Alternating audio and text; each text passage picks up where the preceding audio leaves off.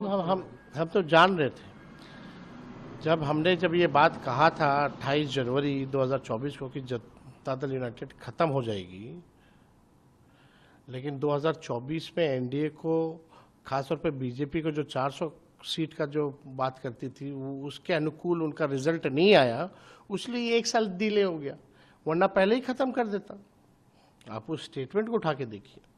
और चुनाव के दौरान भी हमने कई बार बोला है कि इनको ये लोग रहने नहीं देंगे। सदन में कई बार हम लोगों ने बोला है, पूरा सिस्टम जो है हाईजैक कर रखा है।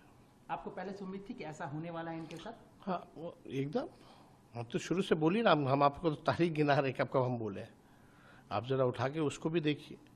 और भाजपा जिसके साथ रही उसको खत्म करने में लगी रही है। इसका एग्जाम्पल एक है महाराष्ट्र में, अगर देखा जाए तो भी हमने इसलिए कहा था कि महाराष्ट्र में जो हुआ, सिंधे जी को आगे करके फिर जो है भाजपा ने अपना मुख्यमंत्री बनाया, तो उसी को रिफाइंड तरीके से बिहार में इन लोगों ने काम किया। काम वही किया, तरीका अलग।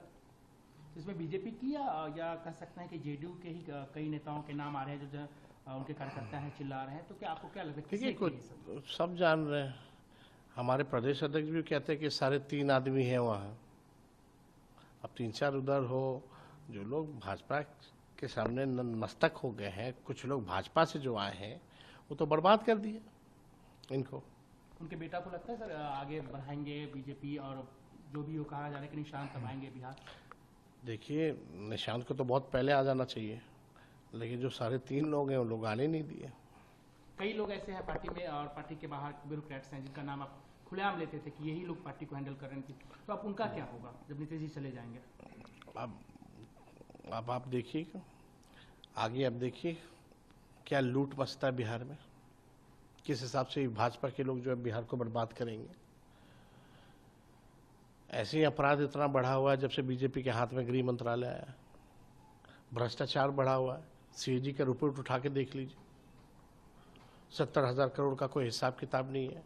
इस बार जो सीएजी का रिपोर्ट आया उसमें कहीं तालमेल ही नहीं है। कहाँ गया वो पैसा? तो बिहार के लोगों ने बर्बाद कर दिया। अब आगे की लड़ाई अपनाने के लिए तैयार है नीतीश कुमार को? एक समाजवादी ना, हम लोग एकदम लड़ेंगे भाजपा के खिलाफ। हम लोग हमेशा उसके विचारधारा के खिलाफ रहे हैं और लड़ेंगे, उनको हराएंगे।